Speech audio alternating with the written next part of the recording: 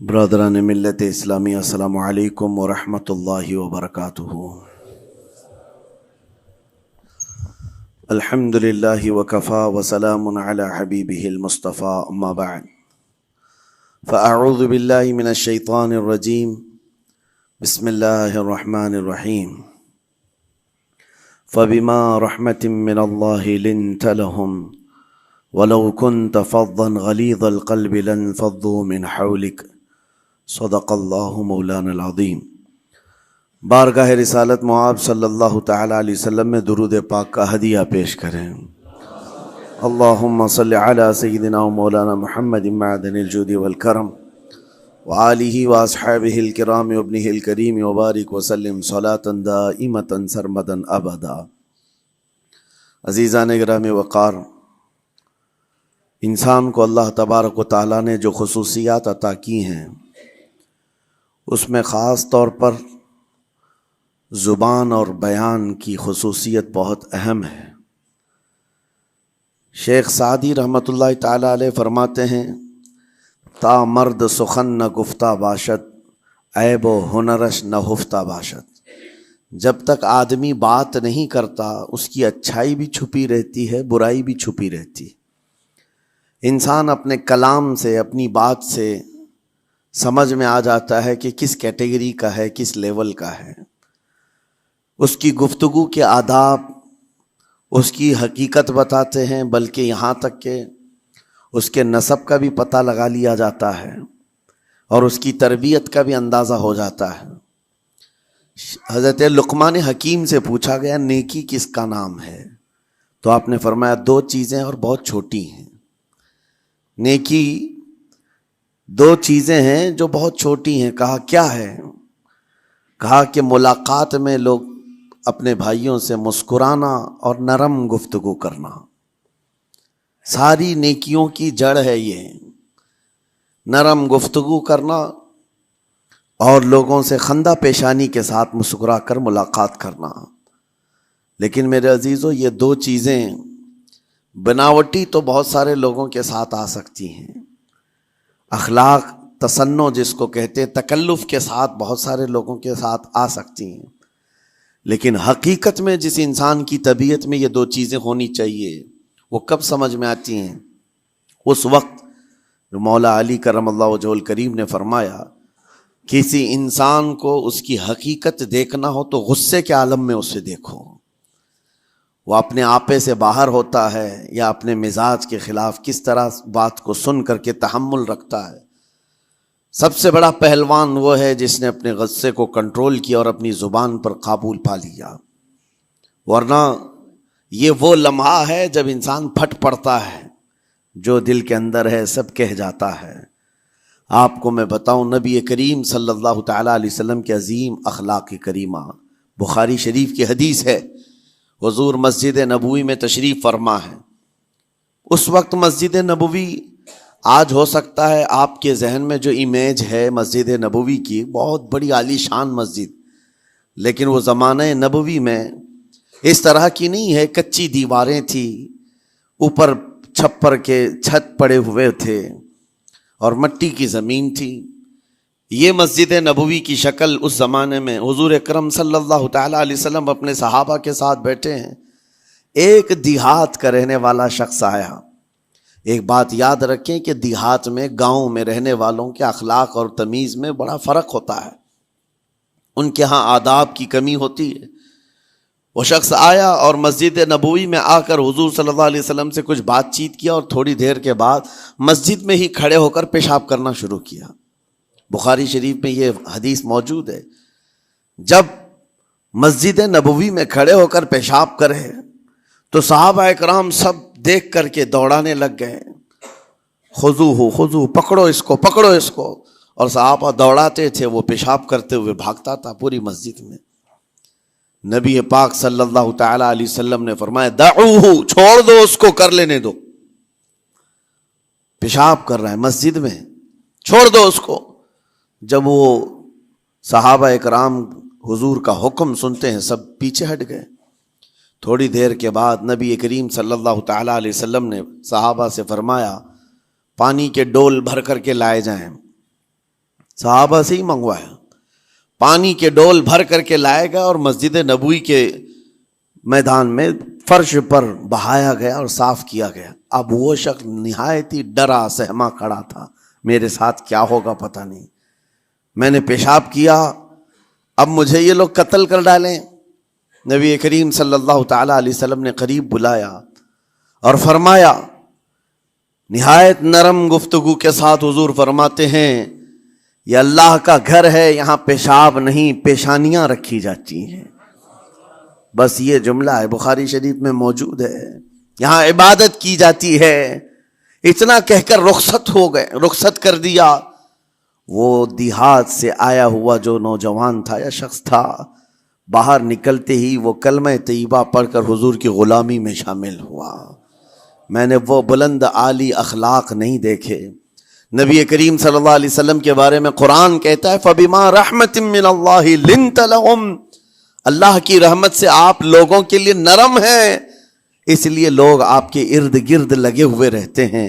وَلَوْ كُنْتَ فَظًّا غَلِيظَ الْقَلْبِ لَانفَضُّوا مِنْ حَوْلِكَ، اے رسول اگر آپ سخت دل ہو جائیں تو پھر یہ سب چھٹ جائیں گے، آپ سے دور ہو جائیں گے۔ اس رسول کے لیے جب کہا گیا ہے کہ اگر آپ سخت ہو جائیں تو لوگ چھوڑ کر کے دور ہو جائیں گے، تو ہمارے اور آپ کے لیے کس قدر لہجے کی پابندی ضروری ہے۔ ہاں عزیزان گرام وقار، اپنی گفتگو، اپنے کلام، اپنی بات چیت سے آپ اپنے سلیقے بتاتے ہیں۔ گالی گلوچ کرتے ہوئے جن کی صبح شامیں ہوتی ہیں، ان کو دیکھ کر کے ہی پہچان میں آ جاتا ہے کس گھر سے یہ تعلق رکھتا ہے، کہاں ان کی تربیت ہوئی ہے، کس طرح ان کے آداب سکھائے گئے۔ اسی لیے میرے عزیزو، بچوں کو آوارہ بھی نہ چھوڑ دینا کہ وہ اپنی زبان گلی کوچوں سے سیکھ کر کے جائیں۔ کل کو ہوگا یہ کہ اس کی زبان کی وجہ سے لوگ تمہیں تان و تشنیع کریں گے، اس کا باپ ایسا ہوگا اس لیے بچہ ایسا ہے، اس کی ماں اس طرح ہوگی اس لیے اس کی گفتگو ایسی ہے۔ کیونکہ موسٹلی زیادہ طور پر بچے اپنے ماں باپ کے اخلاق کو نقل کرتے ہیں، ٹرانسفر ہوتی چلی جاتی ہیں۔ ایک بار حضور اکرم صلی اللہ تعالی علیہ وسلم مسجد نبوی سے باہر نکل کر جا رہے ہیں۔ توجہ میرے عزیز ہو، اخلاق کہاں دکھانے چاہیے اور ہماری بات چیت کے انداز ہمیں کہاں ہونا چاہیے، میں آپ کو بتاؤں۔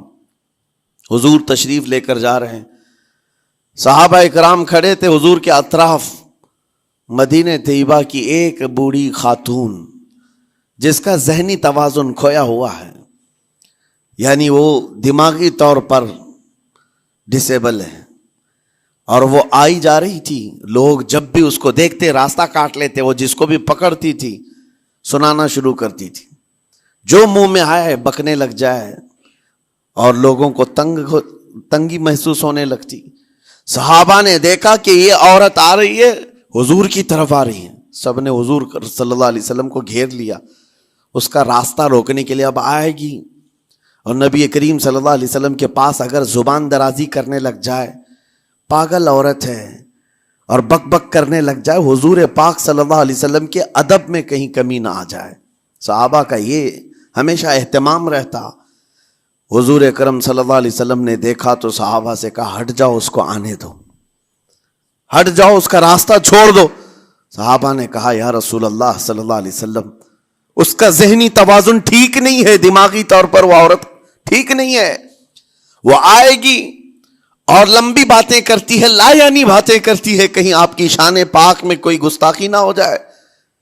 صحابہ روک رہے تھے، حضور پاک صلی اللہ علیہ وسلم نے سختی سے فرمایا، ارشاد فرمایا، ہٹ جاؤ، اس کا راستہ چھوڑ دو، مجھے پتا ہے پورے مدینے میں اس کی کوئی نہیں سنتا، میں بھی نہ سنوں تو کس کو سنائے گی،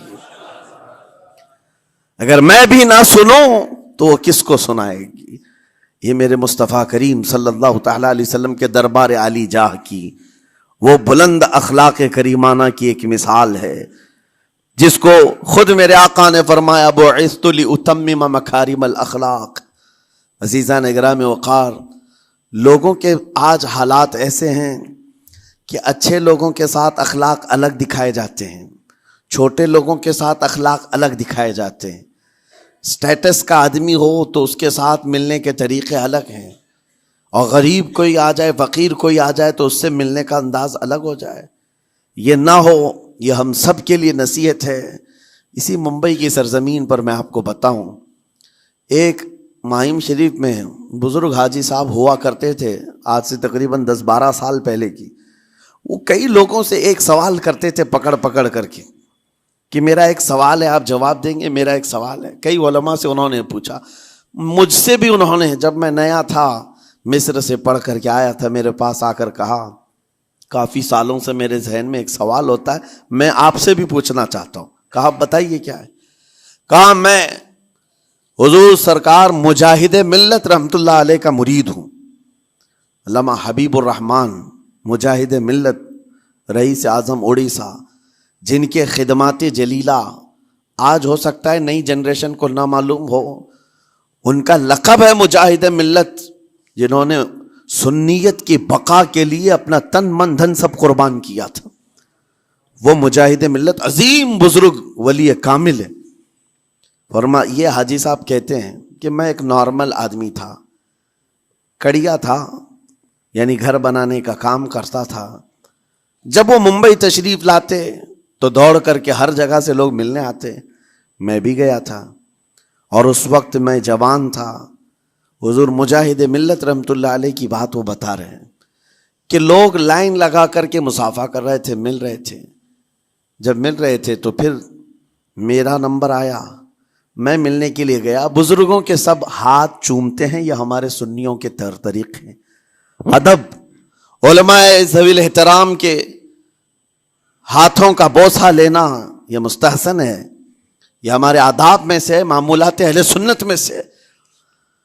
تو جب سب لوگ ان کے دست بوسی کر رہے تھے، ہاتھ چوم رہے تھے، میں بھی قریب گیا، اور جب میرا نمبر آیا میں ہاتھ چومنے کے لیے گیا تو انہوں نے میرا ہاتھ لے کر خود ہی چوم لیا۔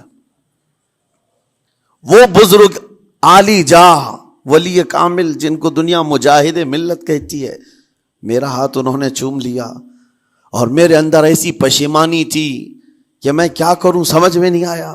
میں ایک معمولی سا کڑیا، اور کہاں ان کا مقام کہاں میرا۔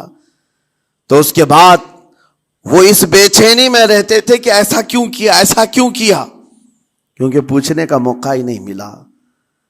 ایک بزرگ تھے، انہی کے خلیفہ تھے حضور مجاہد ملت کے، انہوں نے اس کا جواب دیا۔ میرے عزیزو کیا بہترین جواب تھا۔ حضرت مجاہد ملت رحمت اللہ تعالی علیہ یہ چاہتے تھے کہ ہزاروں لوگ ہماری تعظیم کرتے ہیں تو کہیں ہمارے دماغ میں بادشاہت کا خیال نہ آئے، ہم غریب اور فقیر کا ہاتھ چوم کر اپنے نفس کی مخالفت بھی کرتے ہیں۔ اخلاق کریمانہ دکھانے کے لیے اسٹیٹس والوں کے ساتھ ہی نہیں، غربا فقراء کے ساتھ بھی وہ اخلاق ہوں۔ نبی کریم صلی اللہ تعالی علیہ وسلم کے وہ آداب آج اگر آپ اپنا لیں، بہت ساری کڑوی چیزیں ویسی ختم ہو جائیں۔ آج ممبئی کی سرزمین پر سب سے بڑا یہ چیلنج ہے بات کرنے میں، نوجوانوں کے تو آج پارے چڑھے ہوئے ہوتے ہیں، ان سے کوئی بھی بات کر لے، جس تیور میں یہ بات کرتے ہیں ایسا لگتا ہے کہ ابھی لڑائی ہو جائے گی، ابھی جھگڑا ہو جائے گا۔ اس کی عادت سی بن گئی ہے۔ آپ کو پتہ ہے فرمایا گیا، عربی کا قول ہے، جراحت السنان لها التیام ولا یلتام ما جرح اللسان۔ تلوار سے، چاقو سے دیا ہوا زخم سوکھ سکتا ہے، زبان سے دیا ہوا زخم کبھی نہیں سوکھتا، زبان سے دیا ہوا زخم نہیں سوکھتا۔ بولنے سے پہلے 1000 بار اس بات کو خیال ہونا چاہیے کہ میں جس کو بول رہا ہوں کہیں اس کا دل چھلنی تو نہیں ہو جائے۔ میری زبان یہ ہوتی 50 گرام کی چھوٹی زبان ہے، لیکن بڑے بڑے لوگوں کے کلیجے چیر کر رکھتی ہے، بڑے بڑے لوگوں کے دلوں میں سوراخ کر کے رکھتی ہے، زخمی کر کے رکھتی ہے اس کا استعمال۔ اسی لیے روایت میں ملتا ہے کہ جب انسان صبح کرتا ہے تو سارے اعضاء، ہاتھ پیر آنکھ کان ناک، سارے اعضاء سب سے پہلے زبان سے یہ عرض کرتے ہیں، اس کی پناہ مانگتے ہیں، کہتے ہیں آج تو صحیح سلامت رہے گی تو ہم سب صحیح سلامت رہیں گے، اور اگر تو پھسل گئی تو عذاب ہم پر بھی ہوگا۔ زبان بولتی ہے، مار کسی اور کو پڑتی ہے، کوئی زبان کو مارتا نہیں ہے، گالی زبان دیتی ہے، لیکن مار کبھی پیٹھ پہ پڑتی ہے، سر پہ پڑتی ہے، ہر جگہ پڑتی ہے۔ تو یہ زبان نبی کریم صلی اللہ تعالی علیہ وسلم نے ارشاد فرمایا من یضمن لی ما بین لحیتیہ وما بین، حضور پاک صلی اللہ تعالی علیہ وسلم فرماتے ہیں جس نے دو چیزوں کی ضمانت مجھے دے دی، حفاظت کی، میں اسے اضمن لہ الجنہ، میں اس کو جنت میں لے جانے کی ضمانت دیتا ہوں۔ دو چیزیں کیا ہیں؟ حضور فرماتے ہیں ایک دو جبڑوں کے بیچ میں جو موجود زبان ہے اس کی حفاظت کر لے، اور دو رانوں کے بیچ میں جو شرمگاہ ہے اس کی حفاظت کر لے، یہ دو چیزیں جس نے بچا لیا میں اس کو جنت میں لے جانے کی ذمہ داری دیتا ہوں، ضمانت دیتا ہوں۔ اس کا کتنا بڑا کردار ہے، یہ زبان کا کتنا بڑا کردار ہے۔ اور حضور نے ایک بار پکڑ کر کے فرمایا تھا، زبان کو پکڑ کر کے کہا تھا یہ وہ زبان ہے جو انسان کو جنت میں بھی لے جاتی ہے اور دوزخ میں بھی لے جاتی۔ کلمہ کس سے پڑھتے ہیں آپ؟ لا الہ الا اللہ، زبان ہی سے تو پڑھتے ہیں، اسی کلمے نے آپ کو جنت تک پہنچایا۔ اور کافر جو کفر کرتا ہے وہ بھی زبان سے ہی کرتا ہے، اور زبان اسے ہمیشہ کی دوزخ میں لے جاتی ہے۔ اس زبان کو چلانے سے پہلے 1000 بار سوچ لیں کہ آج لہجوں کی سختیاں بڑھتی چلی گئیں، اور آپ کو پتہ ہے قرآن پاک میں رب تعالیٰ نے یہ فرمایا وَلَا تَقُلْ لَهُمَا اُفٍّ وَلَا تَنْهَرْهُمَا، والدین کے بارے میں بچوں کو کیا کہا گیا؟ ان کو اف تک نہ کہو۔ لیکن زبان جب کھلتی ہے نا، ماں باپ کے خلاف نوجوانوں کو ہم نے دیکھا ہے گالی گلوچ کرتے ہوئے اور اتنی بری باتیں کہتے ہوئے، معاذ اللہ۔ عزیزان گرامی وقار، حضور نے تو یہ فرمایا جس نے پلٹ کر کے اپنے ماں اور باپ کو سخت لہجے میں بات کیا یا ان کی نافرمانی کی، حضور فرماتے میرا دل چاہتا ہے کہ اس کے گھر کو آگ لگا دوں، آگ لگا دوں۔ اس لیے اس بات کو ہمیشہ یاد رکھیں، تمہارے لہجے کی سختیاں کسی کو زخمی کر دیں تو آخرت خراب ہو جائے گی، آخرت خراب ہو جائے گی۔ حضرت علقمہ رضی اللہ تعالیٰ عنہ حضور کے صحابی ہیں، حضور صلی اللہ علیہ وسلم کے صحابی ہیں، آخری وقت آ گیا تھا لیکن زبان نہیں کھلتی تھی۔ حضور پاک صلی اللہ علیہ وسلم کے پاس سفارش لائی گئی کہ آپ کے وہ ساتھی ہیں انتقال کر رہے ہیں لیکن زبان پر کلمہ بھی نہیں آتا۔ حضور تشریف لائے، دیکھا، پوچھا گھر میں ان کے کون کون ہے؟ کہا بیوی ہے اور ماں ہے۔ ماں کو بلایا اور کہا علقمہ کے بارے میں کیا کہتی ہو، کیسا تھا؟ کہا بہت اچھا، پرہیزگار، عبادت گزار، ساری نیکوکاریاں اس کے اندر ہیں۔ تو پھر حضور نے پوچھا اچھا یہ بہت نیک تھا، تم بھی اس سے راضی ہو کہ نہیں ہو؟ ماں نے کہا میں نہیں راضی ہوں، میں راضی نہیں ہوں۔ کہا کیوں، وجہ کیا ہے؟ کہا یا رسول اللہ میرا اکلوتا بیٹا، میرا تنہا بیٹا تھا، بڑی محبتوں کے ساتھ اس کو پالا تھا، اور جب میں نے اس کی شادی کی اپنی بیوی کو لایا، اور جب بیوی گھر پر آ گئی تو میری بات کو ہلکے میں لیتا، اپنی بیوی کی بات کو فوقیت دیتا، ترجیح دیتا، اور اس وقت غالباً یہ باتیں تھی کہ زبان سے کوئی کلمہ ان کے نکلا ہوگا جو بیوی کی حمایت میں تھی، ماں کو تکلیف پہنچ گئی۔ کہا میرا دل گوارا نہیں کرتا، میں اس سے راضی نہیں ہوں، باقی وہ بہت نیک بندہ ہے، بہت اچھا ہے۔ حضور نے فرمایا دیکھو زندگی کے آخری پڑاؤ پر آ چکا ہے، روح نکلنے کو ہے، معاف کر دو۔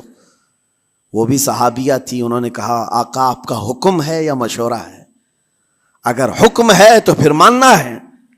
حضور نے فرمایا نہیں، حکم نہیں، مشورہ ہے۔ کہا مشورہ ہے تو پھر دل نہیں چاہتا، دل نہیں چاہتا۔ حضور نے فرمایا صحابہ سے کہ لکڑیاں جمع کرو، آگ لگاؤ اور انہیں اٹھاؤ، آگ میں ڈال دو۔ آگ دہکائی گئی تو ماں کی ظاہر سی بات ہے ممتا بے چین ہو گئی۔ کہا ان کو میرے سامنے آگ میں ڈالیں گے؟ کہا ہاں، اس سے بہتر ہے کہ وہاں جلے گا، یہاں جلے۔ وہ ماں کہتی آقا آپ گواہ ہو جائیں، میں اپنے بیٹے کو معاف کرتی ہوں۔ ادھر معاف کیا، ان کی زبان پر کلمہ طیبہ جاری ہوا۔ میرے عزیزو یہ بتانا مقصود اس لیے ہے کہ زبان سے دیے ہوئے زخم خواہ والدین کو ہو، یہ معمولی نہیں ہوتے۔ ہو سکتا ہے آخری وقت تمہاری زبان بند ہو جائے اور کلمہ طیبہ بھی نہ جاری ہو، زبان کھلنے بھی نہ لگے، یہ حالات آ جائیں گے۔ اس لیے اپنی زبان کا کنٹرول برقرار رکھو، کس سے کیا کہنا ہے۔ ابھی میں اس کا دوسرا پارٹ بھی بتاتا ہوں زبان کے استعمال کا۔ یہ نرمی لہجے کے اندر ہونا بہت ضروری ہے، لیکن کچھ جگہوں پر سختی کی اجازت ہے، لیکن وہ مقامات الگ ہیں۔ نرم لہجہ حضور پاک صلی اللہ تعالی علیہ وسلم کے فرامین میں سے ہے۔ ایک بات بڑی بغداد مقدسہ میں نے ایک ولی پاک کی زیارت کی، ان کے آستانے پر بھی میں نے ابھی بیان کیا تھا۔ حضرت بہلول دانا مجذوب بزرگ تھے، اور بغداد کی گلیوں میں کہیں پر بھی بیٹھ جاتے تھے، اور جو جانکار تھے وہ سمجھتے تھے اللہ والا بندہ ہے۔ مجذوب کس کو کہتے ہیں؟ جس کی یاد الہی میں عقل فنا ہو گئی، ختم ہو گئی، اللہ کے ذکر میں اور اللہ کی یاد میں اپنے آپ کو فنا کر دیا ہے، اس کے اوپر شریعت کا قلم نہیں۔ ظاہر سی بات ہے شریعت کے سارے احکام اس پر ہیں جس کی عقل سلامت ہے۔ عاقل ہو، بالغ ہو تو نماز فرض ہے نا، عقل ہی نہیں ہے تو وہ مجذوب ان اولیاء کو کہتے ہیں۔ لیکن ان کے بارے میں حدیث میں ہے، اللہ کے نبی نے فرمایا وہ ایسے بندے ہیں کہ اگر اللہ کو قسم دے دیں کسی بات کی، اللہ ان کی قسم پوری کرتا ہے۔ وہ بہلول دانا بیٹھے ہوئے تھے، بغداد کا ایک مشہور تاجر تھا، لیکن خستہ حال تھا، بہت نقصان اٹھا چکا تھا، خسارے میں چل رہا تھا، بزنس پورا لاس میں، اور وہ پریشان حال بہلول دانا کے پاس آیا، گڑ گڑایا، کہا کہ حضور مجھے بچا لیں، رحم کر لیں، میں تاجر ہوں، لٹ گیا ہوں، لاس میں ہوں، کچھ آپ فرما دیں، میں کیسے اس بھنور سے نکلوں۔ بہلول دانا نے دیکھا، کہا ٹھیک ہے کچھ پیسے بچے ہیں؟ کہا ہاں ہے، وہ بس اتنا سرمایہ ہے کہ مال لیتا ہوں پھر بیچ دیتا ہوں، نفع نہیں ہوتا۔ بہلول دانا نے کہا ایک کام کر، کالا کپڑا جتنا ملتا ہے سب خرید لے، پورے شہر سے کالا کپڑا جہاں جہاں مل جائے سب لے کر اسٹاک کر لے۔ کہا جی حضور آپ نے جیسا فرمایا۔ گیا، جتنا سرمایہ تھا سب لگا دیا، کالا کپڑا خرید کر ایک جگہ اسٹاک کر دیا۔ اللہ والے کا حکم تھا، لیکن ہوا یہ کہ بغداد کا معمول تھا، 8 دن گزرے نہیں تھے کہ وہاں وقت کے حاکم کا انتقال ہوا، اور جب حاکم کا انتقال ہوتا تو شہر کے جتنے بڑے لوگ ہوتے، رئیس لوگ، وہ اس کے سوگ میں، اس کے غم میں کالا کپڑا پہنتے تھے، اور کالا کپڑا سوائے اس تاجر کے کسی کے پاس نہیں تھا، اور سارے بڑے لوگ پیسوں سے اس کے پاس کالا کپڑا خریدنے آئے، یہ منہ بولے قیمت پر، جیسے تیسے جتنی قیمت پر بولے سب خرید کر لے جاتے، اور پل بھر میں ایک دن کے اندر وہ بہت بڑا کروڑ پتی بن گئے، بہت مال آ گیا۔ یہ بات یاد رکھیں، اللہ مال دیتا ہے، اس کے بعد پھر آزمائش بھی ہوتی ہے۔ مال اتنا آ گیا، اب لے کر کے مستیاں تھیں، چند دن گزرے، ظاہر سی بات ہے مال کو بڑھانے کی تمنا ہر ایک کی ہوتی ہے، کوئی یہاں پر اینڈ کرنے والا نہیں ہے دنیا میں، چاہے اس کا بزنس اربوں پر بھی پہنچ جائے، اسے آگے پہنچنا ہے۔ چند دن گزرے تھے، 8-10 دن، پھر آیا حضرت بہلول دانا کو ڈھونڈتے ہوئے، ایک جگہ میدان میں یہ مجذوب بزرگ بیٹھے مل گئے، آیا اور کہا او دیوانے بتا اب کیا خریدوں، پیسہ بہت ہے ابھی میرے پاس، بتا دیوانے اب کیا خریدوں۔ انہوں نے دیکھا، کہا کہ لہجہ تو بدلا ہوا ہے، پیسہ بہت زیادہ تھا، کہا کہ ٹھیک ہے کوئی بات نہیں، اللہ والوں کو ان سب چیزوں سے کوئی لینا دینا نہیں۔ آپ نے کہا مال جتنا ہے تیرے پاس سب لے کر کے خربوز خرید لے، تربوز خرید لے، جس کو کلنگڑ کہتے ہیں، تربوز پورے خرید لے۔ اس نے کروڑوں کی جائیداد پورے تربوزوں میں لگا تھی، سب تربوز خرید کر سٹاک کر دیا ایک جگہ، اور اس کے گمان میں یہی تھا کہ چند دن گزریں گے، کوئی ایسا ہی حادثہ ہوگا جب تربوز منہ مانگی قیمت پہ لوگ خریدیں گے اور میں بیچوں گا۔ پورا مال تربوز میں لگایا، 2 دن 4 دن 6 دن 8 دن گزرے، کوئی حادثہ نہیں، ادھر تو تربوز سڑنے لگ گئے، وہ تو زیادہ دن سٹاک نہیں کیے جا سکتے، سڑن شروع ہو گئی۔ پھر تھوڑے دنوں کے بعد پورے کے پورے سڑ گئے، کروڑوں کا مال تربوز میں سڑ کے چلا گیا، وہ کچھ بھی نہیں سکا، کچھ نہیں کر سکا، واپس چیختا چلاتا اسی حالت میں آیا، پہلے سے بھی زیادہ بدتر حالت میں آ گیا ہوں۔ دوڑتے ہوئے آیا، حضرت بہلول دانا کو ڈھونڈتے ہوئے، کہاں ہیں وہ؟ اسی جگہ بیٹھے ہوئے مٹی میں بیٹھے رہتے تھے، قریب آیا اور کہنے لگا کہ آپ نے میرے ساتھ ایسا کیوں کیا بہلول؟ بہلول دانا نے کہا کیا ہوا؟ کہا میں تو لٹ گیا، تربوز میں پیسے لگائے آپ کی وجہ سے اور پورے سڑ گئے۔ بہلول دانا نے کہا میں نے تو کچھ نہیں کیا، پہلے تو تجھے نفع ملا تھا وہ تیرے لہجے کی وجہ سے، اب خسارہ ہوا ہے تیرے لہجے کی وجہ سے۔ پہلے جو آیا تھا بات کرنے کے لیے اس وقت تیری تمیز الگ تھی، تیری تہذیب الگ تھی، اخلاق الگ تھی، گڑ گڑا کر کہا تھا کہ میں لٹ گیا ہوں آپ رحم کر دیں۔ دوسری بار آ کر کے کیا کہا؟ او دیوانے بتا کیا خریدوں؟ لہجہ بدل گیا تو پوری حیثیت بدل گئی۔ زبان ہماری اونچائی پر بھی لے جاتی ہے اور نیچے بھی لے آتی ہے۔ اس بات کو ہمیشہ ملحوظ رکھیں کہ اس زبان سے بہت سارے لوگ نفع بھی اٹھاتے ہیں، بہت سارے لوگوں کو نقصان بھی ہوتا ہے۔ لیکن ساتھ میں یہ بات بھی عرض کروں، نرم گفتگو کرنے کا عادی ہر ایک کو ہونا چاہیے، نرم گفتگو کرنے کا عادی ہر ایک کو ہونا چاہیے، اس کی نیکیوں کی علامت ہے، اس کے اخلاق کی علامت ہے۔ لیکن ساتھ میں امام شافعی رحمۃ اللہ تعالی علیہ نے یہ بھی فرمایا، چاہے جتنی بھی نرم طبیعت ہو انسان کی، اللہ اور اس کے رسول کے لیے غیرت ہونی چاہیے۔ اللہ اس کے رسول کے خلاف بات سنے تو پھر نرم لہجے کا استعمال نہ کرے، پھر وہ بزدلی کہلائے گی، وہ بزدلی کہلائے گی۔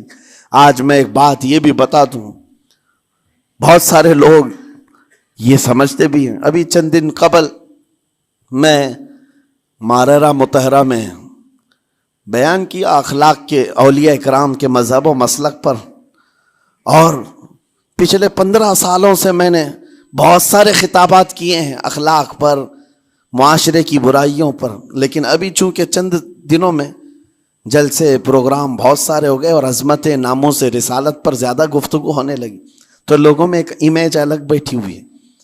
اور ابھی ہم نے اخلاق حسنہ پر گفتگو کیا کی 8 دن پہلے، ایک بزرگ نے مجھ سے پوچھا ایسی بھی تقریر کرتے ہیں آپ ایسی بھی تقریر کرتے ہیں، یعنی نرم گفتگو بھی کرتے ہیں؟ مطلب یہ ہے کہ ہماری امیج ایسی بنا کر رکھیں کہ ہم ہر وقت چلاتے ہی رہتے ہیں، ہر وقت للکارتے ہی رہتے ہیں۔ میرے عزیزوں، میں یہاں پیغام دینا چاہتا ہوں، ہم قرآن کے اس آیت پر عمل کرنا چاہتے ہیں جو مولا نے فرمایا اشداء علی الکفار رحماء بینہم، مومنین کی شان ہے، صحابہ کی شان ہے، وہ کافروں پر سخت ہوا کرتے ہیں اور مومنوں کے لیے نرم دل ہوا کرتے ہیں۔ زبان کی نرمی ایمان والوں کے لیے ہے، زبان کی نرمی محبت مصطفیٰ کے لیے ہے، عاشقان مصطفیٰ کے لیے ہے، ساتھ میں زبان کی سختی کفار و مشرکین کے لیے ہے، گستاخان رسول کے لیے ہے۔ اور اگر یہ چیز نہیں آئی تو پھر آپ سمجھ لیں نیک اس وقت نہیں کہلائے گا آدمی۔ بعض لوگوں کو ایسا لگتا ہے نرم بات کرنا چاہیے، نرم گفتگو، بالکل صحیح ہے، یہ اخلاق ہے، لیکن اگر ایسے مقامات پر جہاں تمہارے نبی کو کوئی گالی دے رہا ہو، رب کی شان میں کوئی بھونک رہا ہو، اس وقت تم کہو کہ اخلاق ہے، نرم بات کرنا چاہیے، یہ بے غیرتی ہے، یہ بے غیرتی ہے۔ تمہاری بیوی کو اگر تمہارے سامنے کوئی چھو دے اور اس کے بعد تم ہنس کر کے اس سے کہو ٹھیک ہے جائیے صاحب، آپ کو کہا جائے گا بے غیرت آدمی، بے غیرت آدمی ہے۔ انسان کو اپنی بیوی، اپنی بیٹی، اپنی ماں پر بھی غیرت ہوتی ہے، وہ سنتا نہیں ہے، یہ پیدائشی ہے، فطرت ہے انسان کی۔ اور مومن کی شان یہ ہے سب سے بڑی غیرت اس کے لیے اللہ اور اس کے رسول کے لیے ہوا کرتی ہے، اللہ اور اس کے رسول کے لیے۔ ماں اور باپ کو گالیاں ایک وقت میں برداشت کر بھی لے جائے، لیکن اللہ اور اس کے رسول کی شان میں وہ ہرگز برداشت نہ کرے، یہ ایمان کی علامتوں میں سے ہے۔ بہرحال میں نے زبان کے دونوں استعمال آپ کو بتائے، سخت لہجے بھی ہیں، نرم لہجے بھی ہیں، لیکن جب آپ کا پالا کسی گستاخ سے نہ پڑے تو ہمیشہ نرم گفتگو کرنے کے عادی بنے۔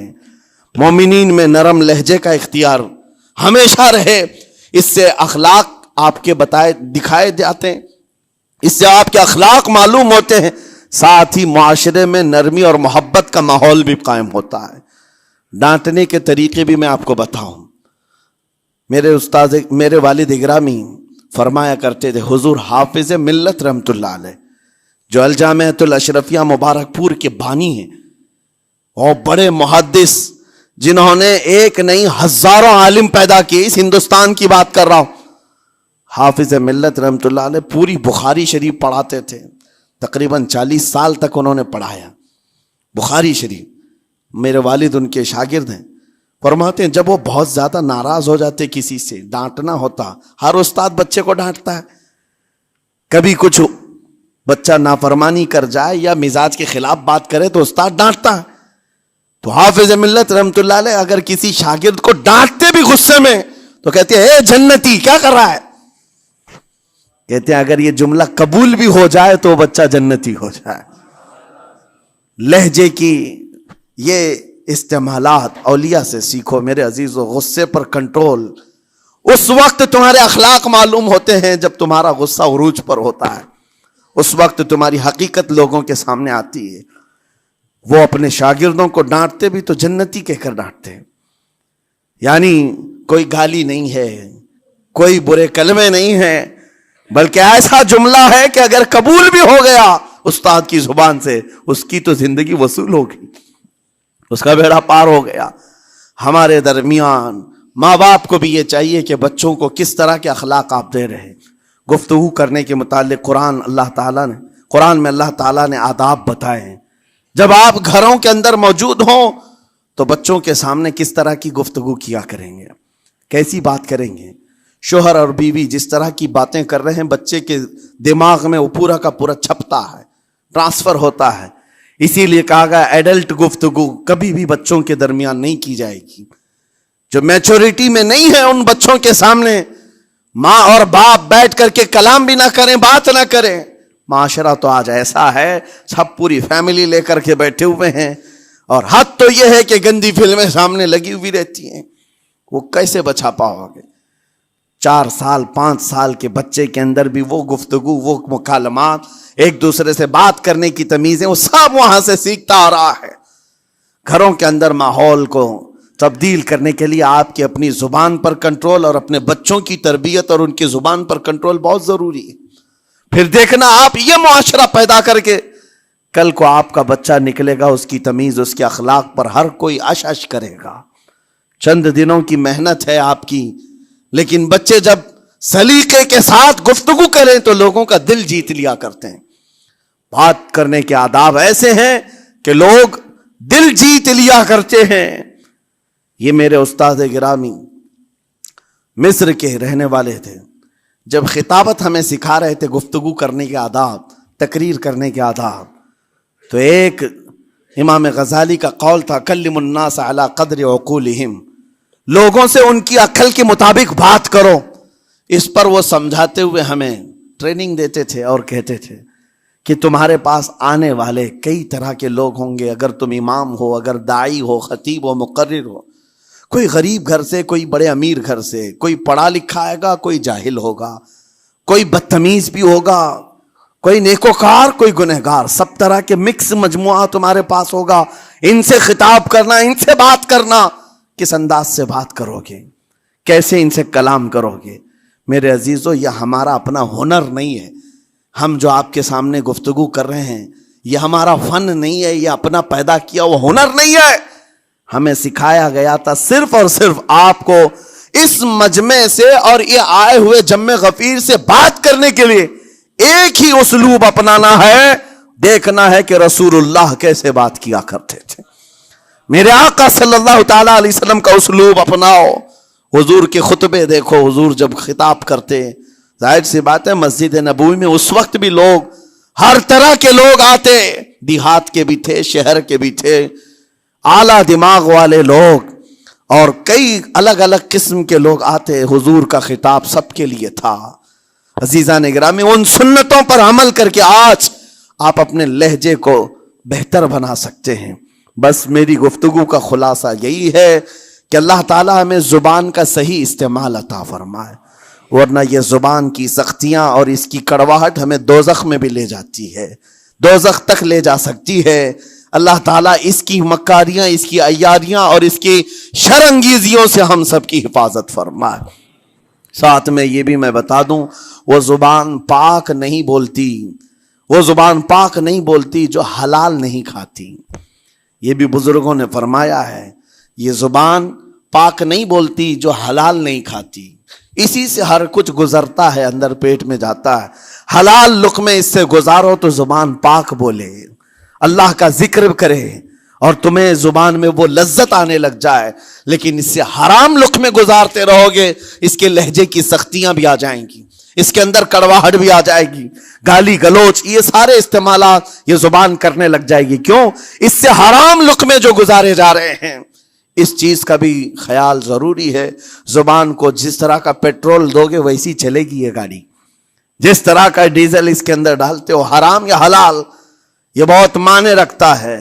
اور ایک بات یہ بھی سن کر کے چلے ہیں کہ حضرت سلیمان علیہ السلام کے زمانے میں ایک مناظرہ ہوا تھا علماء کا. بعض لوگوں نے کہا کہ انسان کی ایک جماعت تھی، انسان کی زبان افضل ہے، منہ افضل ہے، اس لیے کہ وہ اللہ کا ذکر کرتی ہے. بعض نے کہا کہ نہیں، انسان کے پیچھے کا مقام اچھا ہے، اس سے بہتر ہے. یہ دونوں کی تکرار میں حضرت سلیمان علیہ السلام کے پاس بات آئی، آپ بتائیں. تو ان سے پوچھا تم اتنی بڑی بات کیوں کہہ رہے ہو؟ اس کے پیچھے کا مقام اچھا ہے. کہا کہ اس لیے کہ وہ صرف نجاست نکالتا ہے، وہ صرف نجاست نکالتا ہے، وہ مقام غلاظت باہر کرتا ہے، غلاظت اندر لیتا نہیں. زبان غلاظت اندر بھی لیتی ہے، حرام کھاتی بھی ہے، لوگوں کو زخمی بھی کرتی ہے. ان علماء کی دلیل تھی. تب آپ نے فرمایا بات ٹھیک ہے، جس انسان کا زبان پر کنٹرول نہیں، حرام کھاتا ہو اور بد کلامی کرتا ہو، گالی گلوچ ساری چیزیں کرتا ہو، آپ نے فرمایا اس سے بہتر اس کا پیچھے کا مقام ہے. اور جو انسان کنٹرول رکھتا ہے، حلال کھاتا ہے اور لہجے کی نرمی رکھتا ہے، ظاہر سی بات ہے اس کا منہ ہی افضل ہے، اس کی زبان افضل ہے. اب یہ تو فیصلہ سب کا ہے، کس کو کیا چیز اختیار کرنی ہے. عزیزان گرامی اوقات، یہ بہت بڑی بات ہے جو میں آپ کے سامنے کہہ رہا ہوں. زبان کو اگر کسی دوسری جگہ سے کمپیئر کیا جائے تو لگتا ہوگا نرم، یہ بالکل اچنبے والی بات ہے، عجوبے والی بات ہے، یہ کون سا کمپیریزن ہے. وجہ یہی ہے، بعض لوگوں کو ہم نے اتنا گندا بولتے ہوئے دیکھا ہے. اس سے بہتر ہے کہ وہ نہ بولیں. لوگوں کو زخمی کرتے ہیں، کسی کے مقدسات پر حملے کرتے ہیں. اللہ تعالیٰ ان کے زبان کی شرارتوں سے ہماری حفاظت فرمائے. اور کریم خدا ارحم الراحمین مولا اس چیز سے بھی ہمیں حفاظت فرمائے. قیامت کے دن کچھ لوگ صرف اس لیے پکڑے جائیں گے کہ وہ کچھ نہیں بولتے تھے، لیکن وہ جن کے ساتھ رہتے تھے وہ بولتے تھے، وہ لوگ بولتے تھے، اور ان کی وجہ سے یہ خاموش رہنے والا جو ساتھ میں تھا اسے بھی جہنم میں لے جایا جائے گا. اور وہ اس دن کہے گا پکار کر، یا ویلتا لیتنی لم اتخذ فلانا خلیلا، اے کاش میں فلاں کی دوستی نہیں کیا ہوتا تو اچھا ہوتا، آج میں بچ گیا ہوتا.